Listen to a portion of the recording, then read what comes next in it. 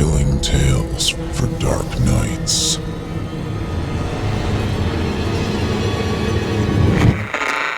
Want to make sure you never miss a Chilling Tales for Dark Nights video again? Be sure to subscribe and hit that bell to turn on notifications. Hey amigos, you know what's really easy to do and even easier to forget? Please help me out and hit that like button if you're listening on YouTube. And if you're listening somewhere else, what the hell? Pop in, give me a thumb. Say hello while you're at it. It helps me a ton with the algorithm, and besides, it's real nice to see you there. And now, on to the show.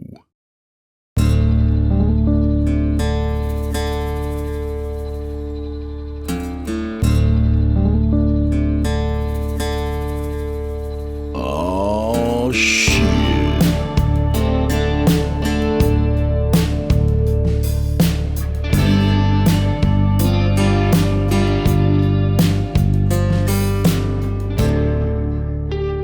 All right, welcome friends. Hey, I'm sure glad to see you again with all that's going on.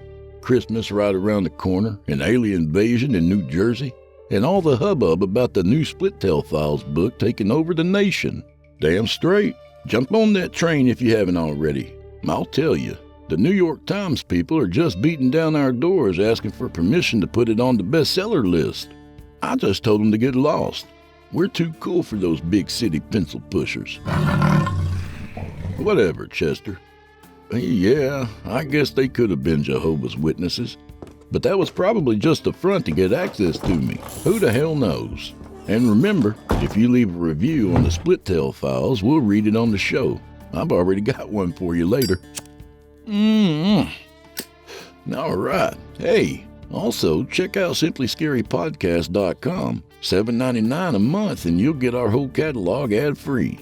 What a gift for the holidays, right? Just hit the patrons button at the top of the screen, steal all of Craig's content, and make out like a bandit. Become a patron today. All right, so tonight's story is brought to you by our old friend Rory Dwane. In it, a dead detective works the eternal winter streets of the Nameless City, where enchanted weapons are turning up dead bodies, proving that even the deceased can die twice. So, without further delay, from author Rory Dwane, I give you The Death Patrol.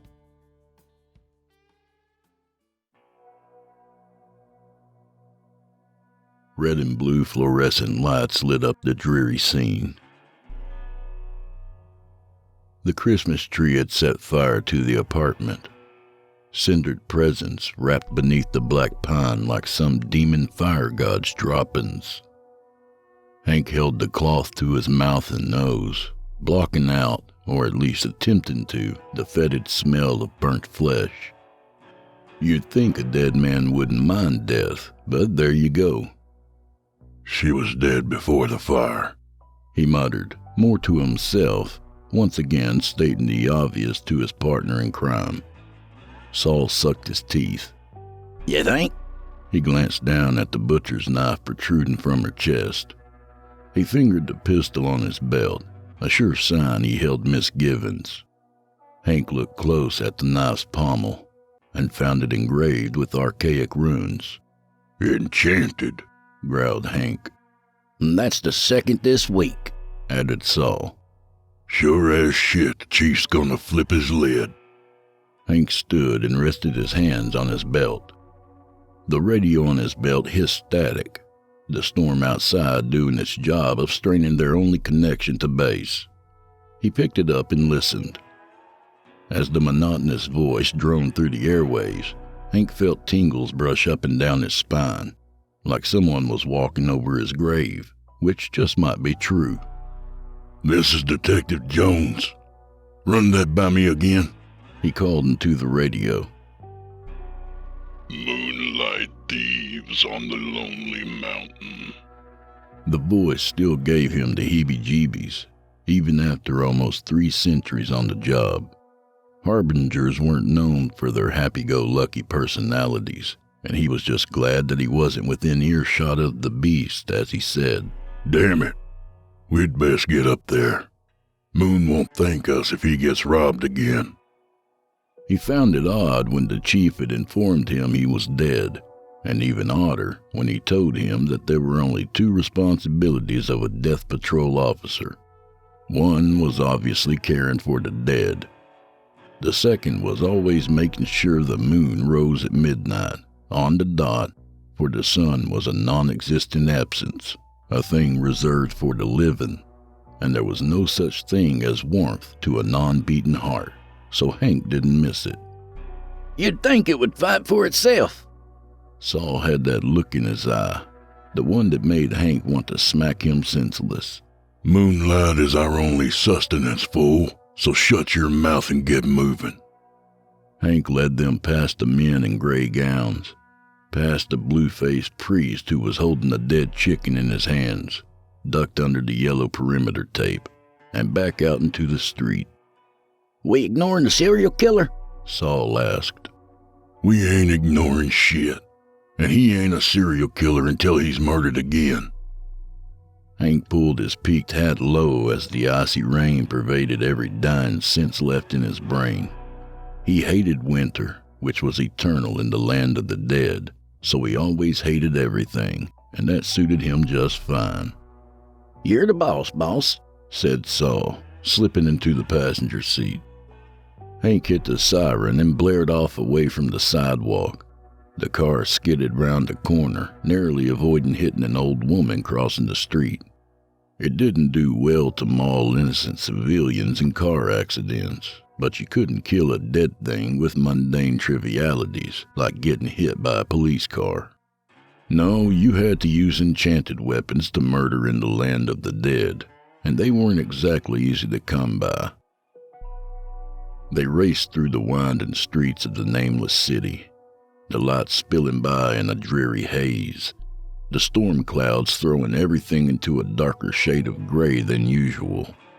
Lonely mountains surrounded the west and northern parts of the city, with the thick forest to the south and east. No one escaped, ever, as the harbingers crept in the abyss that was outside, awaiting their chance to suck your soul, entrapped in an ethereal asylum forever. He shuddered as they came to the edge of the city and crossed the bridge, dark water streaming past beneath. Hank turned off the horn and pushed down on the throttle, the car's engine roaring to life as they kicked out and drifted around Devil's Bend, a drop of more than 1,000 feet on the opposite side of a thin steel barrier. The figures were soon visible atop the mountainside. Outlined by moon, the thieves turned at the approaching headlights, eyes red as luminescent blood, faces pale as a drowned babe. Hank jammed down on the brakes 10 feet from the nearest moonlit thief, who was sifting the last bit of moonlight inside of a large jar which glowed once filled. Hank stuck his pistol out of the window, aiming. His bullet caught the creature in the face, ripping open his jaw, spurting congealed blood across the jar still held in its hands and making it glow like pink jelly. The gang of mutants leapt towards the car. The jars dropped, one smashing and wafted mist light into the night. Instantly, a sliver of moon reappeared. Saul was a decent shot, each one of his 5 bullets finding a mark, the last one smashing into a mutant's knee and making it crawl away. Damn fiends, spat Hank. You think they'd stick to the Evermarshes? Bloody fools never learn. He stomped on the injured mutant's head, crushing in its fetid brain. At least they didn't get away this time, said Saul. Hank grimaced. He only too well remembered the time when they had turned up too late and the Nameless City had gone without moonlight for days. The screams still haunted him. They released the last of moon back into the sky, where it took its rightful place, high above. Moon couldn't talk, but was sentient, no doubt, and seemed to be pleased by their actions. Hank tipped his hat to Moon, and then headed back towards the car. The radio static droned once more. A body had turned up on the docks with a spearhead through its heart. The spearhead, it turns out, had been enchanted. Hank fixed Saul with a glare. Don't even say it. Saul let "I told you so" hang in the air, unsaid. The body was bloated beyond recognition, but the spearhead on further inspection had an engraving on the bottom. Hank pulled the metal object out of the body's chest cavity and sighed. You know where we need to take this, don't you? He tossed over his shoulder. Vanessa? Saul cringed. I just hope she forgives us. You fucking too, spat Vanessa. Her two different colored eyes glared at them both, her fists banging against the countertop. We missed you too. Hank sauntered up to the counter. How about a kiss? Fuck you, Hank. I lost a grade A demon's heart because of you. We really didn't know the demon was looking for it, began Saul. Hank held up his hand, silencing him. We didn't come here to settle old scores. Hank took out and tossed the spearhead into the air. Vanessa caught it and then put it to her eye in one fluid motion. It's really him. Hank nodded. This is the third weapon this week. We think it's the same guy. Hank looked across at Saul, who was still stood in the doorway. Or girl, said Saul. This is expertly crafted. Vanessa cooed over the spearhead. Where exactly? Asked Hank. Could be Vargas. Could be DuPont. She muttered more to herself, and Hank let her. Vanessa was the woman to talk to about illegal doings in the Nameless City. But I would recognize their mark. Each one is unique, mind you, so they don't attract attention. But they both possess a landmark hand. This, I do not know who crafted it. Hank sighed. He'd been expecting as much. So we're up shit creek without a paddle, said Saul, entering and shutting out the storm behind them. Guess so, smiled Vanessa sadly. But can I keep this? She held up the spearhead. Why not? I don't think our bloated compadre will miss it, nodded Hank. I do know someone who might know more. Vanessa shook her head after a moment's hesitation. No, he'll never talk to cops.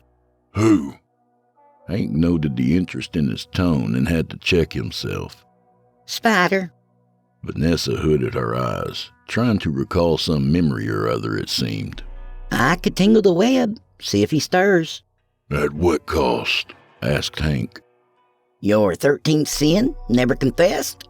Vanessa haggled. Or your second love, twice denied? My only love in this world is you, Vanessa. It was Hank's turn to smile. And I have more sin in me than I'd care to recollect. You're welcome to it, he said, and at Vanessa's eager expression, he grimaced. Will it hurt as bad as last time? You know it.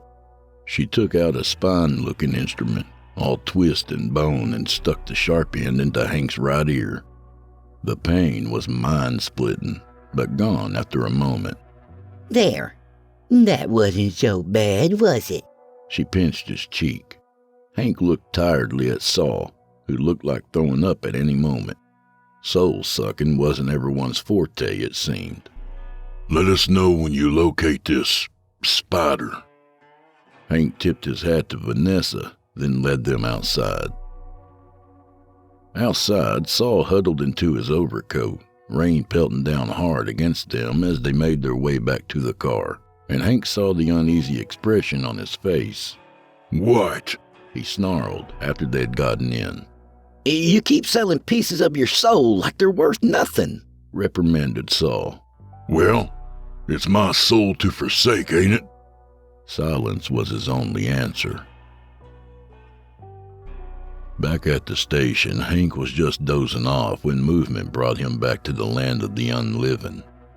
He looked up and saw the chief circling his office, like some starved buzzard. Saul was asleep on his desk, and Hank slammed his fist against the surface, waking the man. Come on, I think we're in trouble. Just as he said it, the chief opened his office door and waved at them to enter. You're in deep shit, growled the chief. I thought I smelled an odor. Hank frowned.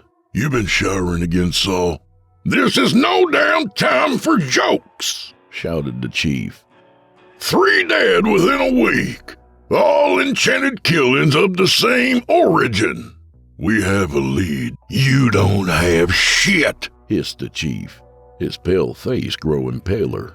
You find this fucker before he turns up another corpse, or it's your asses on the line. They left the precinct to the watchful stares of a harbinger, which gave a hissing laugh as they passed. Outside, Hank climbed inside of the car and sighed. He was tired of the grind, the never-ending pile of shit that was eternity. Had he been so bad, to be cursed to inhabit limbo forever? Nothing but memories floated through his mind, the ones he hadn't sold yet for a sip of whiskey at least. Yes, he had been a crooked cop, but hadn't everyone been on the take? He guessed that's why there wasn't a shortage of boots on the ground in the Nameless City. He turned the ignition and let the road blur past. Saul's silence stretched out just as long as the face he was wearing. What? He growled, looking sideways at his partner. I don't like it. Like what? I don't like being so close to the wood chipper. If we don't figure out who's turning up these double-dead corpses, then we're food for the harbingers. Hank shuddered. You're always worrying. And I noticed the smell of whiskey on your breath this morning. So? So, one day you'll wake up and not remember who you are. The last shred of your identity sold for a drop of devil's blood. Always with the dramatics, eh, Saul? Hank huffed, but he knew the man was right. Hank was hurtling towards oblivion, a one-way dash to who knew where you went when the harbinger swallowed you whole. Saul remained tight-lipped as he dropped him off at his apartment. Hank nodded goodbye, then headed towards his own rat-infested home. Cockroaches skittered here and there as he climbed the steps, entering the bare, Spartan residence he had called his place of haunting these past centuries. He sighed deeply as he opened the fridge. Something furry sat on the second shelf, and as it tried to skimp away into the darkness, Hank's hand shot out and grabbed it. He chewed down on the rat's head, crunching the skull with his molars, sipping at the cold blood like a delicacy. After all, it's not like he could die from disease or starvation for that matter, and on that note he tossed the rat into a bin and sat down on the couch. Outside, the storm still raged, the light barely creeping in through the shades. How he missed being alive. But he was doomed, forever to dwell in this nightmarish hinterland, and there was no escaping for him. Happy endings only happened in storybooks, and his was a tale of horror. He sensed movement.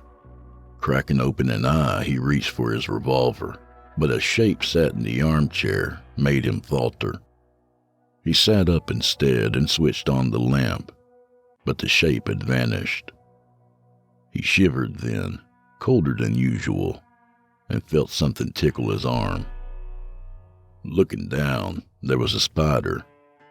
It looked up at him. My master wishes to speak with you, it hissed. Hank jumped, swatting away the insect, and leapt out of bed. The spider climbed his pillow. Do not attempt to hurt me again. The spider held an edge in its tone. My master would not appreciate it. Who's your master? Hank knew the answer before he heard the spider's words. Your master is Spider? The one Vanessa told us about? Hank asked the insect. The witch has made a pact with my master. A year's worth of tears, given at will, for his aid in your investigation. It doesn't sound like Vanessa to part with something for nothing. Hank felt uneasy, feeling the space opening up beneath him. What's her end? What's she to gain for helping me? The witch has her own plans, hissed the spider.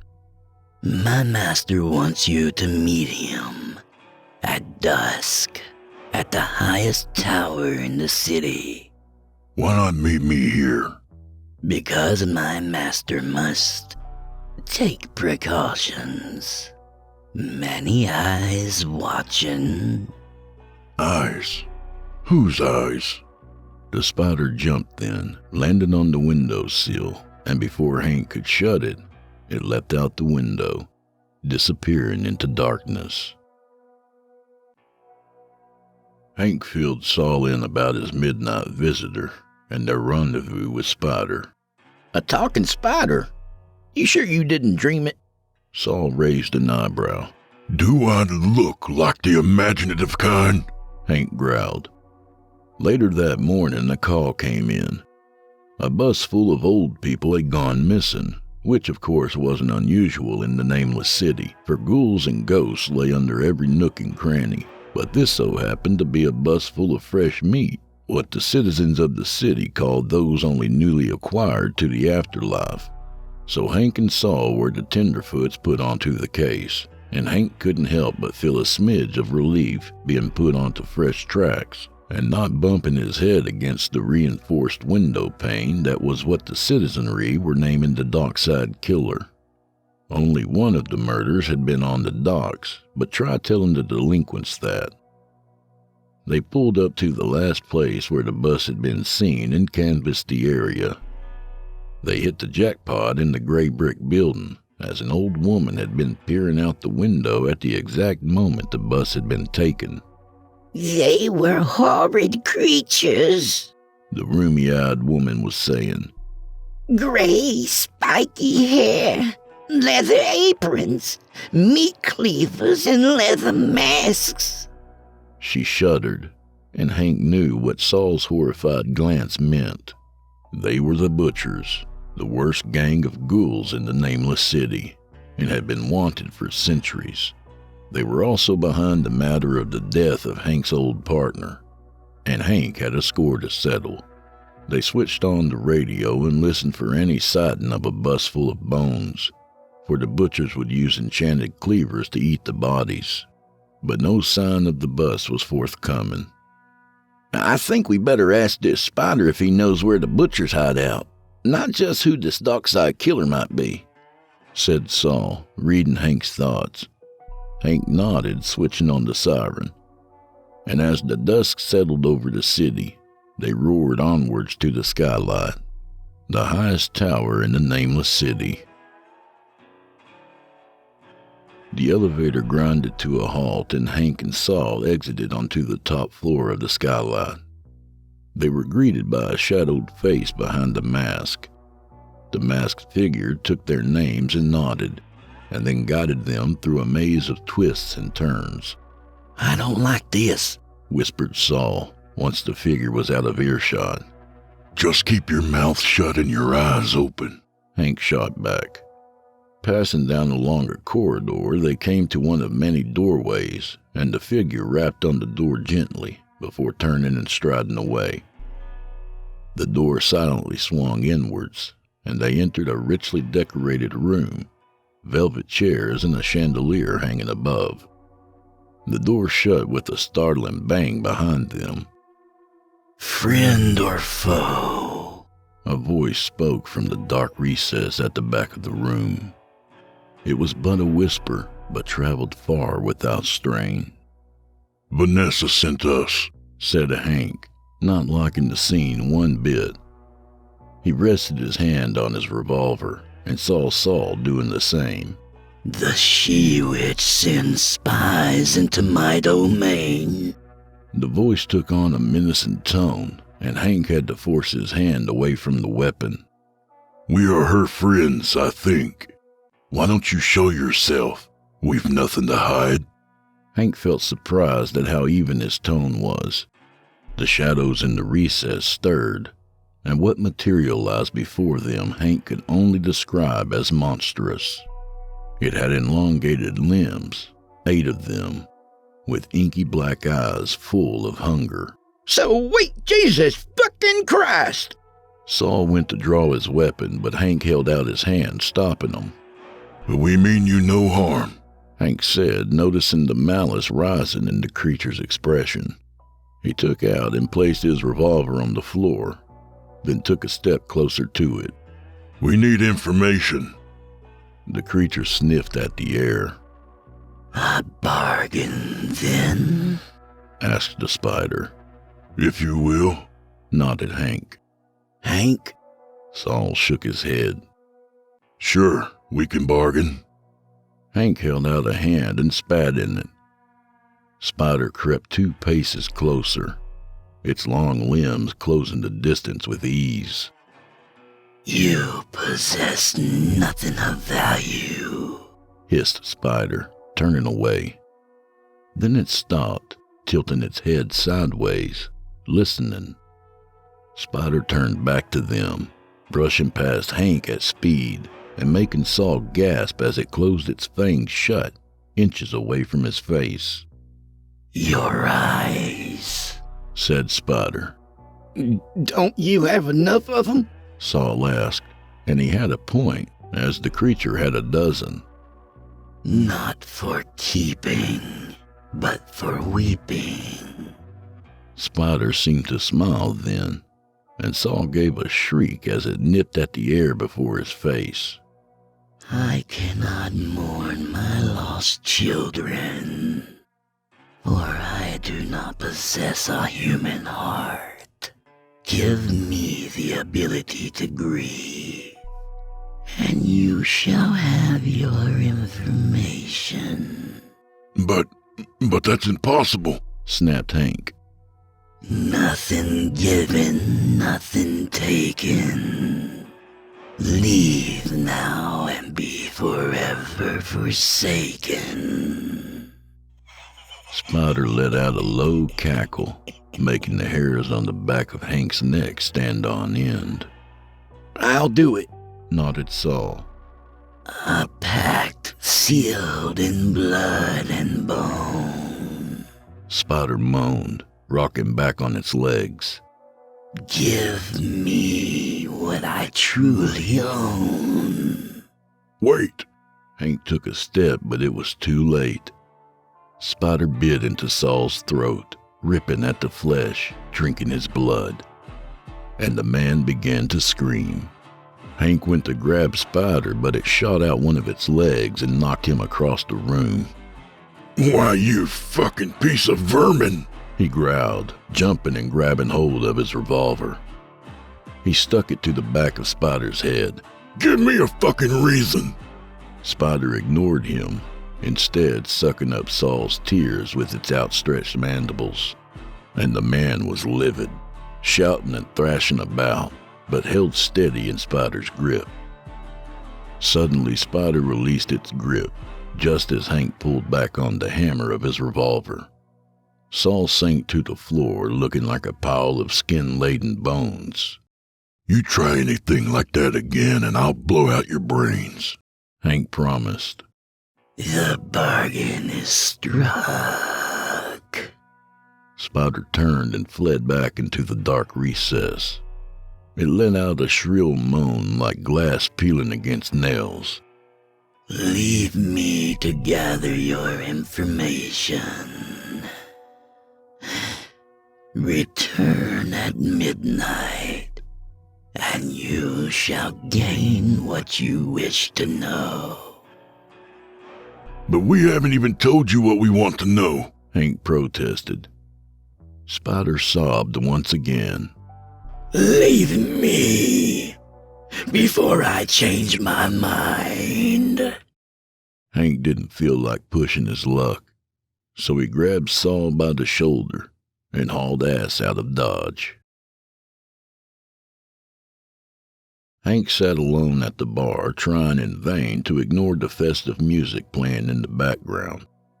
He really hated Christmas, as it was when he had died, or so he distantly recalled writing down somewhere, because he had sold that memory for a bottle of bourbon about 2 weeks fresh off the bone ship. He shuddered at the thought of those bleached bone barges, ferrying souls to the Nameless City, but never from. He couldn't help but think of Saul, of his haunted expression on the drive back to his apartment. You'll get used to it, Hank had told him. It felt cold, like shards of ice clawing their way through my soul. Saul shuddered. Hank tipped the glass back and let the whiskey flow down his throat. The old burn was still there at least, like an old friend. The warmth that used to buzz in his stomach, though, had long faded, like an old photograph. He needed to quit while he was ahead. Saul's words floated through his mind and stopped selling pieces of himself like old jigsaw puzzle pieces. Back at his apartment, he checked the fridge, more out of habit than hunger, because he was always hungry now, but for what he couldn't say. Not even a rat waited for him, the fridge empty, and he shut it, then crawled into bed. His dreams consisted of nightmares most nights, with unhinged deliriums on others. This night, though, he dreamt of a large spider sucking Saul's blood and tears until it had bled him dry, and nothing but an empty husk of a soul remained. He awoke to a full moon in the sky. He felt something crawling across his face and swiped it off. Turning on the lamp, Hank saw it was the spider from before, or guessed it was because it had a look of offended pride on its face. "You should really stop doing that," said the spider. "My master has the information you requested." Good. Took him long enough, said Hank, sitting up. "The butchers are in a warehouse in the eastern ghetto. What you might call the Heights." Hank sighed. Great. What about this dockside killer? He know who it might be?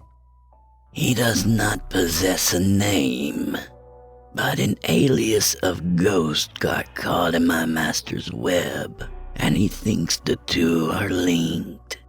Is that all? 2 shitty bits of information for a piece of a man's soul, huh? "It was a bargain struck." The spider sounded taken aback and seemed to hesitate.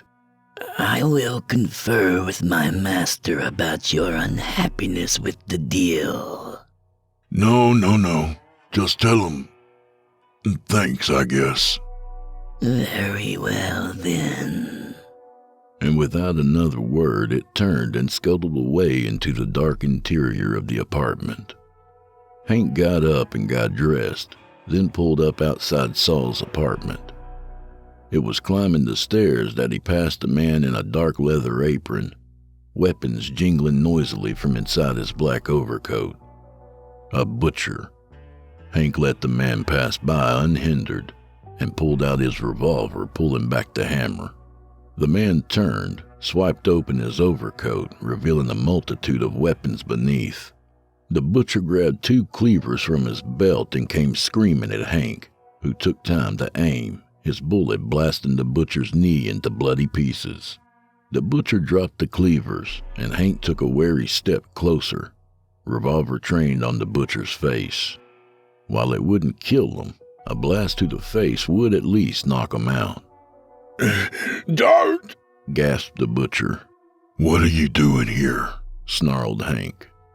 The boss told me to wait for you, and to come back with your severed head, or not at all. The butcher looked at the 2 cleavers. Hank, on further inspection, saw that both weapons were enchanted. Who gave you these? The butcher smiled, and then drew a knife from his sleeve, slitting open his throat in one fluid swipe. Hank watched, eyes locked onto the butcher's. But he thought he had seen a shred of fear in the man's eyes, from death, or something else, though. Hank put his thoughts behind him and hurried up the stairs. Saul was thankfully unaware of the butcher's presence, and Hank found him curled up on the couch. Wake up! Shouted Hank, startling Saul awake. Saul saw the blood specks on Hank's clothes. "What happened?" You mean besides a butcher showing up just outside and trying to flay me dead? Hank snarled and felt bad because his anger shouldn't have been directed towards his partner in crime. But anger has a funny way of showing up where it's not wanted. Come on, we need to get to the ghetto. It's where the butchers are holed up. and I think they may know more about this ghost. The ghetto was a large chunk of warehouses and tenements on the eastern side of the city, and the death patrol normally didn't go in there with less than 3 or 4 squads, but sometimes a man must do what a man must do. And if Hank wanted to find out more about this ghost alias and what it had in connection with the dockside killer, it was something best done with 1 or 2 steady sets of hands. Saul sat low in the passenger seat, his 5-shooter already in hand, just in case they bumped into some unforeseen circumstances. But Hank knew this city like the back of his hand, and soon they were gliding through the warehouses, looking for some tell of where the butchers might be holed up. It was passing one of the warehouses when a familiar spider appeared on the dash. "That's the one," it said, and Saul let out a bark of alarm. "Holy shit, you weren't lying!" Saul went to butt the spider with his pistol, but at the insect's hiss of warning, thought better of it. You sure? Asked Hank. The spider nodded. Okay then. Hank stopped the car down the street. They both filed out of the car and crept up the side of the warehouse. Then, glancing through a hole in the fence, a bus was parked in the yard behind the warehouse. "You think that's the bus the old people got kidnapped in?" Asked Saul. I'd bet my soul on it, muttered Hank, drawing his revolver. They crept around to the front of the warehouse, where a trio of men loaded crates into the back of a truck. Follow my lead, Hank said, holstering his revolver. He approached the trio, waving. Help you, sir? Asked the one with the crooked nose. He seemed to be in charge. Warehouse inspection, said Hank, taking out his badge and showing it to him briefly, not giving them enough time to read Death Patrol scribed across the bottom. "You sure you want to do that?" asked one of the other men, a lad of barely 18 with a shock of white hair. "That time of the year, ain't it?" asked Saul. The crooked-nosed man sighed, taking out an envelope from inside his coat, offering it to Hank. Hank took the envelope and opened it, seeing a row of vials inside filled with green liquid. Stoppered souls. Hank drew his revolver with one hand and slipped the envelope inside his coat with the other. Now we really need to see the inside of this warehouse. Your funeral, said the crooked-nosed man. He led them to the warehouse, and that's when all hell broke loose. Shots blasted through the front windows, one missing Hank's face by a hand's breadth. Hank dived, grabbed the crooked-nosed man, and used him as a shield. He returned fire, his third shot finding the mark, and screams came from inside the warehouse. Saul didn't need telling, kicking in the front door and running inside. Hank was right behind them, and inside they found the butcher holding his face, congealed blood smudging between his fingers. You bastards, the man growled, eyes trained on Saul's pistol. Where are they? Hank asked the butcher, pointing the revolver against the butcher's forehead. Inside. The butcher seemed to smile, but couldn't without his jaw, which he was picking up from the ground and holding against the open maw, which now was his mouth, tongue flapping loosely. Hank found the old-timers inside, bodies being dissolved in vats of acid. No wonder they had these, Hank said, taking back out the vials of stoppered souls. Saul turned and vomited, and Hank couldn't blame him, as the odor was horrendous. It took a special kind of evil to prey on fresh meat, those only off the bone ships, but then he guessed the Nameless City wasn't exactly short on evildoers. Even city officials were known to partake in drinking the horrid vials of stoppered souls. When you could stitch your soul back together with little pieces of someone else's, then selling parts of yourself became not such an inconvenience. Hank had thought about using the liquid himself on a dozen different occasions, but he wasn't that evil, he guessed. "Well, we'd best call this in," said Saul. Hank noticed an enchanted cleaver lying on the table and picked it up. Not until we get what we came for, said Hank, returning to the injured butcher, whose jaw was slowly reattaching together. Where's your boss? I'll never tell.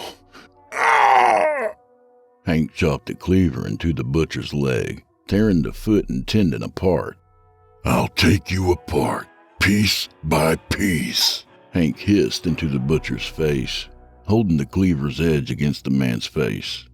The foot was a useless hunk of meat now, and wouldn't reattach itself like the jawbone had done. One bonus of using enchanted weapons. Okay, shit, growled the butcher. And then he told Hank where to find his boss. You're lying. Hank spat, blinking. Why would I lie? Hank bit the cleaver into the man's fingers, taking off 3 of them. I'm not lying, screamed the butcher. Huh, said Hank, and stuck the cleaver into his belt. You're sure he's telling the truth? Saul asked as they made their way back to the car. Why wouldn't he? But the chief. And Hank had to admit that it felt crooked in his mind. The chief always seemed like a straight shooter, but then stoppered souls had a way of corrupting even the soundest seeming souls. I don't like it neither, said Hank. But we'd best keep this between us until we know for sure. Saul nodded. They made their way back to the station. Hank knocked on the chief's office door and was told to enter. Found him in a warehouse in the ghetto, said Hank, after handing in the vials of stoppered souls. The chief nodded. Good work. Did you call it in? Yeah. What about this dark side killer? Any leads? Some. Nothing solid yet, but it's only a matter of time. Well, at least we won't have anyone preying on fresh meat for a time.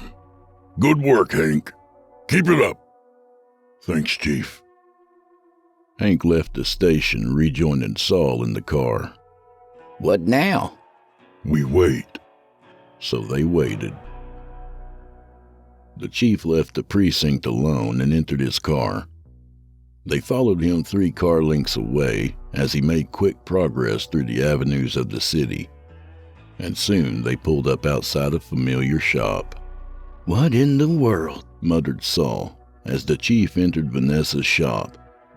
The she-witch flipped the sign on the door to closed. She couldn't be a part of this, could she?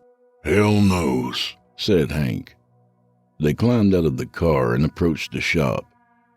Looking in through the window, there was no sign of either the chief or Vanessa. Around back, Hank smashed the window of the door and opened it from the inside. They entered, and passing through a corridor, they opened a large metal door, finding the chief wired up to a machine, which was pumping the stoppered souls into his brain via a sharp funnel sticking into the back of his skull. I really wish you both hadn't come. Hank turned to find Vanessa pointing a pump-action shotgun at him. How long you been working for the butchers? The witch smiled, her yellow eye twitching. You really don't have a clue, do you? She laughed. Saul took a step to the side and she followed him with the shotgun. Don't fucking move. What's the chief promised you? Asked Saul. We can double it. You think you have something worth more than a ticket out of here? She frowned, as if she had said too much. Out of here? Asked Hank. No one gets out of the Nameless City, Toots. There's nowhere to go. Hell's gotta be better than this shithole. Vanessa pumped the shotgun, and Hank dove to one side as a blast hit the wall where he had been standing. He dove down behind the metal counter, aiming his revolver blindly over the counter's edge, letting off 3 shots. Saul was nowhere to be seen, and looking around, he noticed the chief's eyes had opened. She's gone, said Saul, and glancing over the counter, he saw he was right. Vanessa had vanished. Saul was aiming his gun at the chief, and Hank walked up and pulled out the funnel from the old man's skull. The chief blinked as if coming out of some daze. Looking up at Hank, his face drained of the little blood left in the soul-sucker's body. You better have an explanation for yourselves.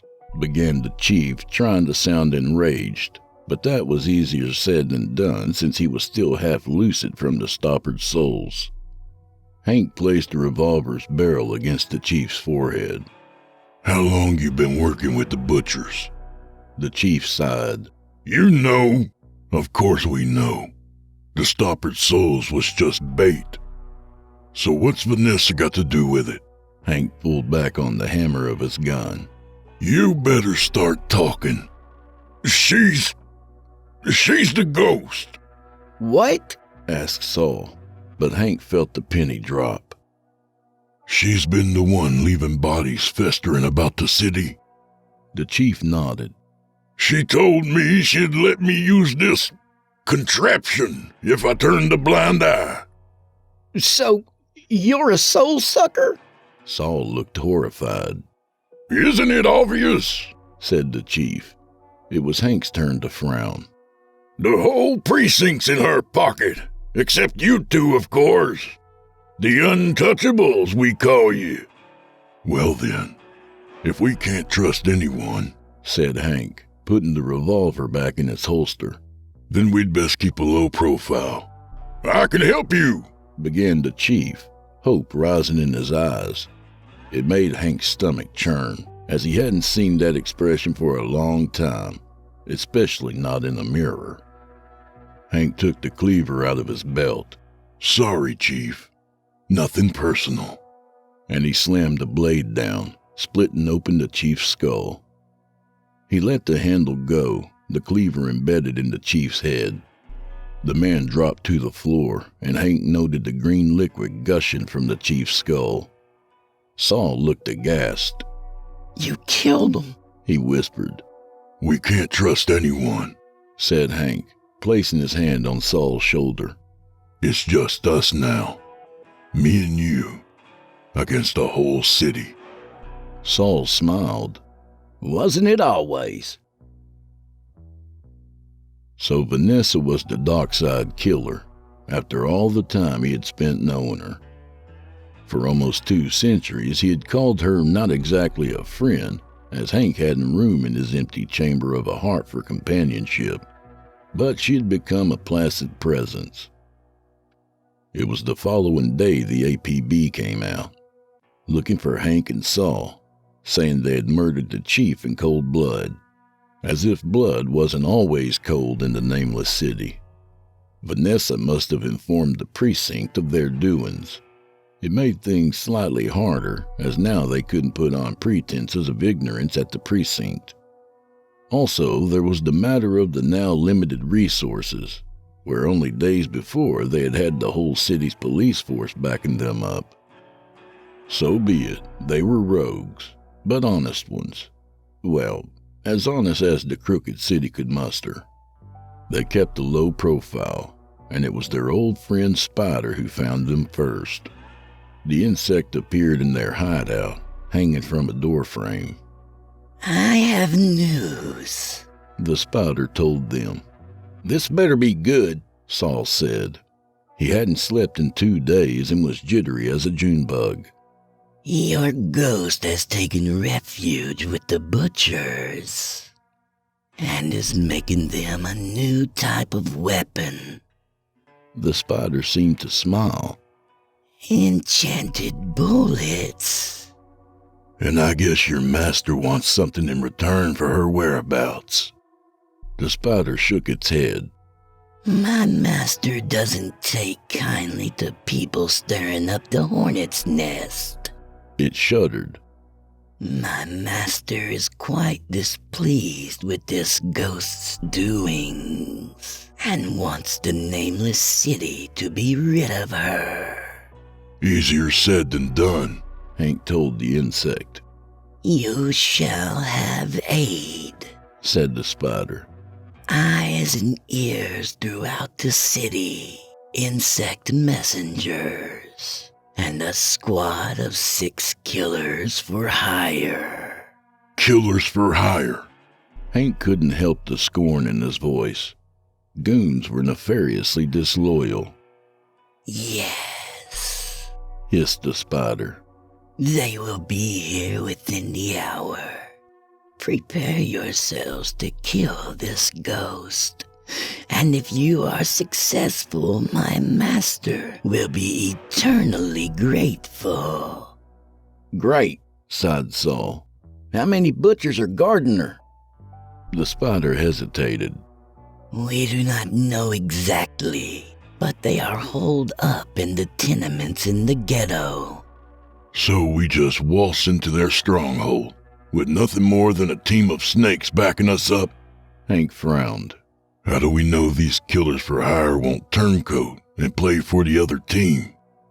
My master is a more sinister creature than these underlings. The spider sounded sure of itself, and Hank thought back to the long-limbed master of insects and couldn't help but agree. Fine, we'll lead your killers into this fight, but we do this for your master, and he pulls some strings in his webs to get us back on the police force. I know Spider is worth a fortune, and he can grease some palms for us. Hank folded his arms, waiting for a rebuttal, but the insect nodded. I'm sure my master would find this arrangement agreeable. The arachnid disappeared back into the dark interior of the room and was gone. You trust this spider not to fuck us? Saul asked Hank, who could only shrug. The enemy of my enemy is my friend, as they say. The killers for hire were a silent bunch. They knocked on the door, and answering it, they all wore gray boiler suits with black balaclavas covering their faces. But their eyes weren't human, and Hank was sure that beneath the masks were inhuman features. He didn't mind, as long as they could shoot straight. They loaded into the back of a van behind the warehouse, and soon were underway, headed once again to the eastern boundary of the ghetto. On each killer's belt was a long dagger, and Hank could see these were enchanted. They would have to get in close to use them, but they seemed like they were useful in a fight. Each one's movements were very agile. Every gesture or action they performed was purposeful, and Hank felt glad to have some backup. They came to a stop around the corner of a red warehouse. Looking out the side window, he saw butchers crammed around the front of the building. About a dozen of them, all wearing long leather overcoats, beneath which no doubt bristled with enchanted weapons. It seemed Vanessa, or Ghost as she now called herself, had been busy crafting an armory for the gang. The van door opened and they all jumped out, Hank and Saul leading the group around the corner, and the butchers noticed the attack, brandishing cleavers and long jagged blades. Hank's first shot ripped open the closest butcher's skull, and his next one hit the fucker in the throat. They bled onto the ground, thrashing around, clutching at their wounds, which would soon heal, but they were out of the fight for now. The killers for hire let off shots of their own, all marksmen it seemed, and the butchers were soon riddled with bullet holes, red congealed blood leaking like scarlet pus onto the pavement. It was then they heard the sirens, as 6 or 7 patrol cars came screeching around the corner and came to a halt outside the warehouse. Get the fuck inside, hissed one of the killers for hire. A rogue bullet being shot from the patrol cars hit it in the forehead, blasting back the creature, and it collapsed onto the ground, smoke wafting from the open wound. Enchanted bullets, Hank muttered to himself, and he turned and ran after Saul. Inside the warehouse, the killers for hire were making quick work of the butchers defending the building. Their enchanted daggers ripped through flesh and bone, leaving bodies in their wake, and Hank sidestepped over the discarded limbs strewn here or there, following Saul into the large docking station, where Vanessa was waiting for them. In her hand, she held a Tommy gun, and around her were about a dozen butchers, each one training a shotgun at the attackers. Shit, Hank cursed. You're outmanned and outgunned. Throw down your weapons, ordered Vanessa. The killers for hire hesitated, and Hank knew they were walking a thin rope over sure mutiny. That's when there was movement behind Vanessa. The large insect-like creature crawled out from inside of a crate, which one of the butchers had opened with a crowbar. The insect seemed to thank the butcher for his aid by ripping off his head, blood spurting up into the air.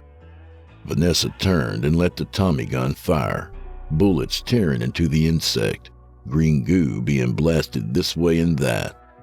But more insects were appearing from corners and dark edifices, attacking the butchers, enchanted bullets doing little to halt the tide of horror that was Hank Savior's.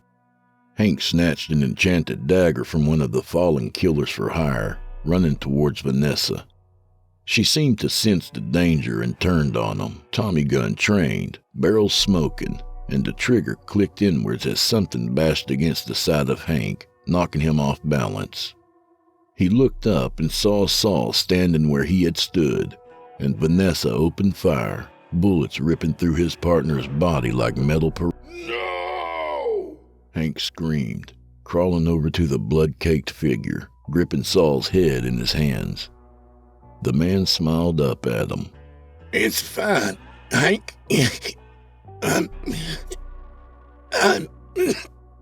But what he wanted to say, Hank would never know, as smoke wafted up from a dozen bullet holes.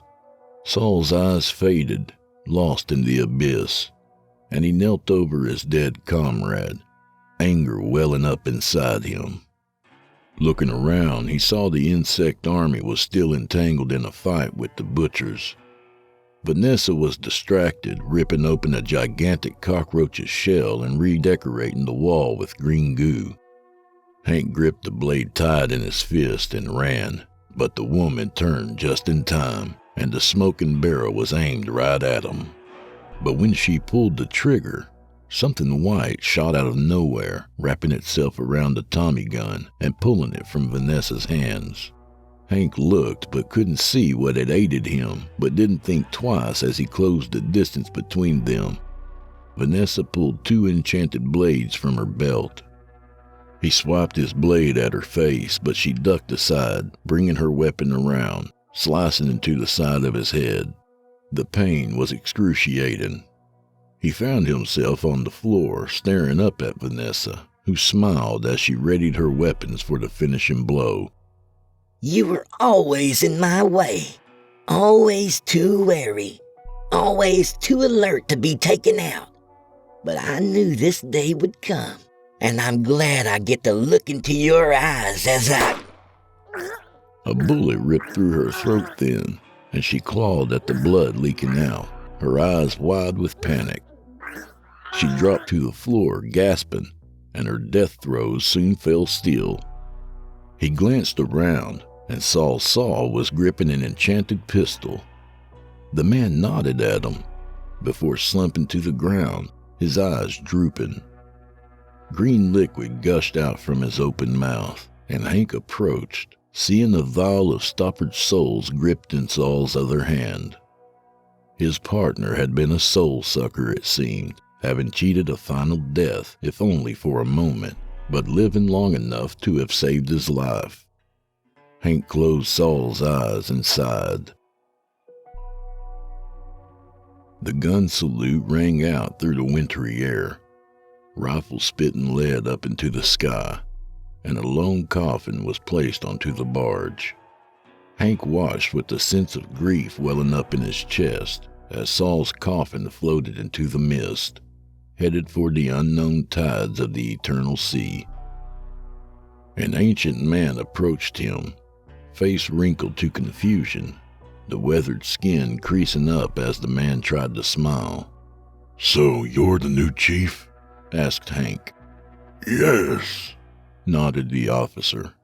Things are going to change around here, and I need someone like you at my side. I'm promoting you to detective sergeant. The statement felt more like an order than request, and Hank could only blink at the new chief. I thank you, but I'd rather keep my ear to the street, and I'd have a hard time doing that pushing paper all day. Hank turned and went to walk away, but the chief's hand shot out. You'll be heading a new division. The Untouchables, we're calling it, in memory of your old partner. What will I be doing exactly, if not pushing papers? You'll be ridding the city of the dirt that's riddled throughout. Isn't that what you wanted? Hank nodded. Perhaps. Let me think on it. Take your time, said the chief, turning and walking away, leaving Hank alone. He sat in his usual bar sipping at whiskey. It was Christmas Day, and Hank felt more depressed looking at the sparkling lights than could be thought possible. He knocked back the whiskey and sold a shred of his soul for another tot of spirits. You need company? A voice asked, and turning, Hank found the spider hanging from the ceiling. No. My master requested your presence. The spider seemed to sniff at the air. Your soul seems troubled. Perhaps my master could help. My soul is damned, Hank muttered into his drink. Aren't all souls in the Nameless City? Huh. My master wishes you to meet him at the skylight at midnight. For what exactly? The spider hesitated. He wishes you to work for him. He has been impressed by your actions thus far. Tell him I'll be there. Now piss off. As you wish. And the spider left Hank staring at the wall, wondering what in the world working for the insect's master might entail. The elevator grinded to a halt, and the masked figure from before led Hank through a maze of corridors, coming to and knocking on one of the 100 metal doors. The door swung inwards, and Hank entered. The spider was visible this time, standing, if you could call it that, against the railing, looking over the Nameless City below. Snow had begun to fall, and Hank huddled into his coat. So your partner died? Spider asked. Hank nodded. This is something I do not understand, death. My kind do not live in the sense that you humans do. And what is your kind exactly? We are weavers of fortune, spinners of souls, and gamblers of the highest fashion. Silence passed between them for a moment. I want you to work for me. Doing what? I need an agent. Someone I can trust to gather intelligence on the soul suckers around the city. It seems a new phantom has risen from the mists. A ghoul of rather high intellect, and has garnered the support of many of my associates. I fear he is gaining too much power for my liking. And what do I get in return? Your soul, whole as ever, and a pass to the other side. Hank thought about it. The other side? The words felt like poison to his mouth. Isn't that what all you humans desire? Hank shook his head. I'm a cop, not a spy. I'm afraid you'll have to look elsewhere. After a moment's silence, Spider hissed, jumping forwards, 8 spiked limbs flailing at him. Hank had anticipated the attack, his revolver already hidden in his coat pocket. He pulled down on the trigger.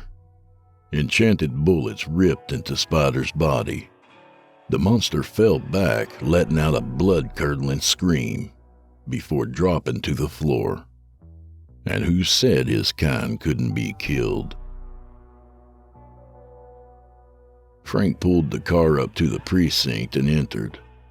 Applause greeted him, but the faces were unknown, as the entire police force in the station had been locked away in cells and new recruits had been mustered. The new chief stood in the doorway and clapped him on the shoulder. I'm glad you decided to take up my offer. I guess I'm a cop until the end of time, smiled Hank. This is your new partner, said the chief. The man was thin but had sharp eyes. His face was gaunt, hungered, but his hand was steady in Hank's grip as they shook. Name's Creed, said the detective. Hank nodded. Well, I guess we best get to it. What's the plan, partner? Creed asked, and Hank thought the man's smile looked real enough. They climbed inside the car, and Hank blared the siren, as Moon was once again being harassed by moonlight thieves. As the car roared along the gray avenues, Hank couldn't help but smile and think that this was who he was, until he died or hell froze over. He was a Death Patrol detective, and a fucking good one.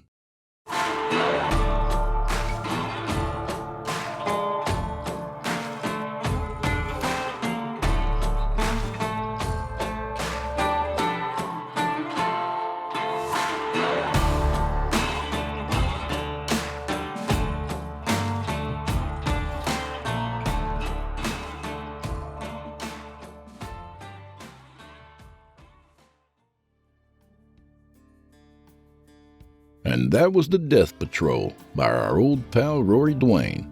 A little about the author. Rory, also known as RCJ Dwane, is an author living in the Midlands of Ireland.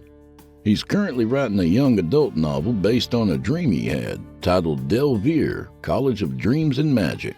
You can check out his website at rorydwaneart.wordpress.com.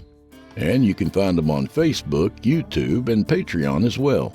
Thanks, Rory. Hey, by the way, you can find me on Patreon too. How about for Christmas you come by and sign up? Just search Drew Blood on Patreon. And do old Drew Blood a favor, would you? Subscribe to his podcast wherever you do your listening and leave him a 5-star review and a kind word, even if you're listening on YouTube. He needs soldiers on all fronts to win this battle, and he appreciates it. To hear a premium ad-free edition of tonight's and all the other episodes, visit simplyscarypodcast.com today and click Patrons in the upper menu. You'll find yourself at chillingtalesfordarknights.com, where you can become a patron for as little as $5 per month and get access to their entire audio archive, all ad-free and available to download or stream. Thank you for your time and for supporting our sponsors. When you support our sponsors, you support this show.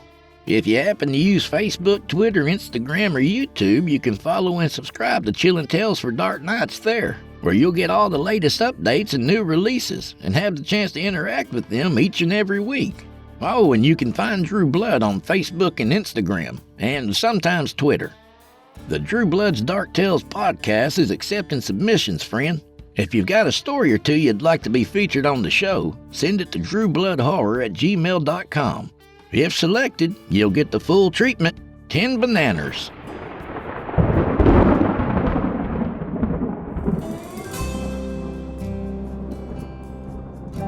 Well, I'm afraid this is where we part ways, at least till next week. A quick thanks to our first anonymous reviewer who says of the Splittail Files, the stories in this book are raunchy, filthy, and hilarious, and one hell of a great read. Jeff has created timeless characters that will forever stick out in your mind in a way that you just can't help but laugh. I want to thank both of these men for the endless good times I've had listening to these stories over and over again. Jeff and Drew, it's great to know there's others out there that have a sense of humor like mine. And thank you, anonymous reviewer. Cute kid in your photo there. All right, amigos, y'all get out there and write some reviews on the Splittail Files book. I want to read all of them, by God. And in the meantime, may the wind be at your back, and may the road rise up to meet you. Have a Merry Christmas, amigos. And as always, go fuck yourselves. Good night, amigos. Good night. Feliz Navidad, Happy Hanukkah, Merry Kwanzaa, all that shit.